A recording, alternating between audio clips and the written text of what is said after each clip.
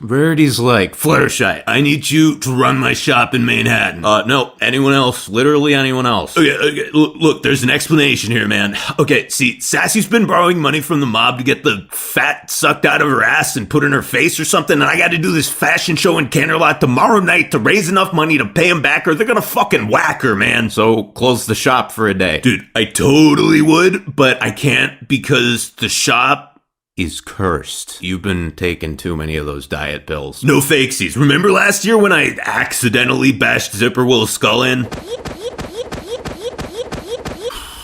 Yeah, that was great. Okay, well, her father found my store and placed a gypsy hex on it. Now the clothes are possessed, and should anyone try to close the shop before 6 p.m. or 4:30 on Sundays, they'll drag them down to Tartarus. I need you to find and destroy all the demonic dresses while keeping the shop open. Only then will the curse be broken. Can't Twilight or Starlight deal with this? It seems like their area of expertise. That would make sense, but they're testifying at Trixie's court date tomorrow. You're the only one I can trust to do this, Fluttershy. That's why I came to you first. Are you just saying that? No way, bro. You're my fucking homegirl for life, and I got faith in you. Now, come on. There's no time to waste. So, they head on over to Rarity for you, and Fashion Horse is all, okay, once you've identified the tainted garments, you can lock them in the corrupted couture containment compartment in the back of the shop. That should hold them and prevent them from harming you or any customers. Then we can figure out a way to destroy them. It's a classic SCP system. And Butternut's like, oh yeah, speaking of customers, how the fuck do I deal with those? I'm like, I'm fucking shy, bro. Oh, darling, come now. You've conquered your shyness 1,000 times over. Yeah, so doesn't my repeated regression speak to some kind of clinically significant anxiety disorder? I need someone to help me. That's part of the curse too, man. Only one person can run the shop at a time. Rarity, the situation has a ridiculous number of stipulations and it's getting pretty fucking hard to believe. Well, yeah, I mean, obviously only the most outlandish convergence of coincidence and dire emergency would ever make it necessary for you to run this place by yourself, but unfortunately for us, that's exactly what's happened. So, Rarity fucks off and then Butters starts scouring the shop for the evil clothes, but then, just when she has to help her first customer, she gets possessed by a demonic pantsuit. And dude's like, what's the thread count of this shirt? And she's all, man, fuck thread count, that shirt'll make girls wanna suck your wiener. In that case, I'll take 3. Fortunately, after checkout, Fluttershy regains control, and she's like, oh my god, you guys, I just told that guy a piece of clothing would get him laid just so he'd buy it. That was immoral. She's about to strip down and lock the clothes in containment, but then she realizes the only reason that sale even happened was because of the unearthly bullshitting powers the suit gave her. So, Yellow Quiet makes a deal with the Devil's Prada and decides to use its unholy might until she completes her quest. However, her gambit proves foolish as the abominous apparel begins to corrupt her psyche and she becomes drunk on its power. And she's like, man, when I got caught up in that whole Iron Will thing, it felt so good to finally shit on other people like they've been doing to me my whole life, but they were always scared or pissed off. Now I get it. I was missing the most important ingredient.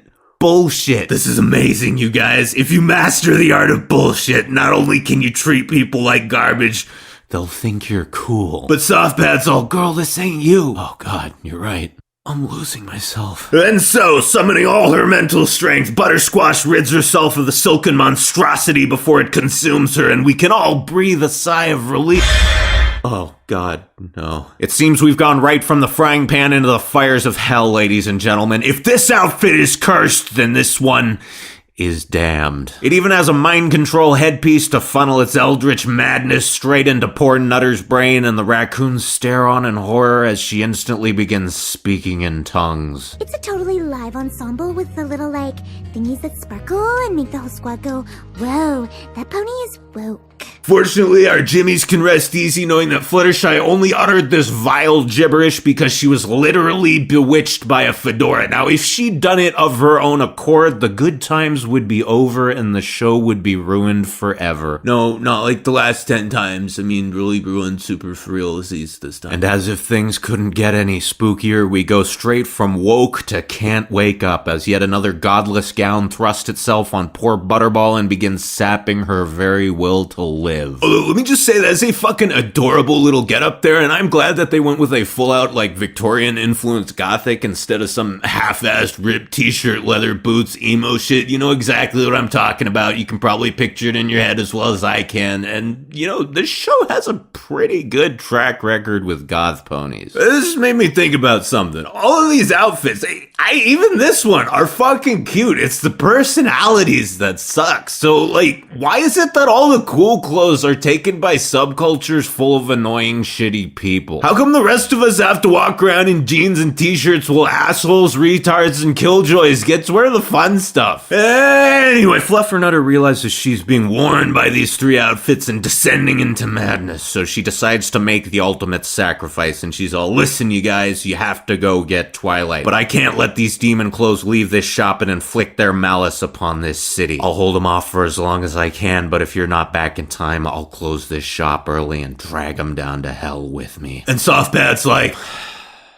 Word. So, they go get Twiggles, who's working on Trixie's plea bargain, and she tries to cast a counter curse, but it doesn't work because she's a nerd who has no power in the realm of fashion. Fortunately, just as Fluttershy is about to succumb to the ghoulish garments, Rarity returns, and together she and Twilight perform a fashion exorcism, banishing the demons to the outer realms, breaking the curse, and leaving the outfits unharmed. And Twiggy's like, why didn't you guys just tell me this shit was happening? You think I'm gonna tell you to fuck off and let Fluttershy fight a bunch of demons by herself? I just did what Rarity told me to because I'm a pushover. Yeah, I guess I didn't really think this through. Yes, clearly nobody involved thought this scenario through, and everything that happened here was ridiculous and could have very easily been avoided. Those outfits were cute though, but I still don't get it, Rarity. Why'd you pick me for this shit? Darling, compadre, because not only are you the nicest person I've ever met, you're way tougher than you think, and in a way that nobody else I know is. I know you think you're a huge puss since you have anxiety problems and they never seem to get much better, but you never stop fighting them. I figured if anyone had the inner strength to fight some demon clothes and resist their wicked temptations while suffering the hell that is customer service,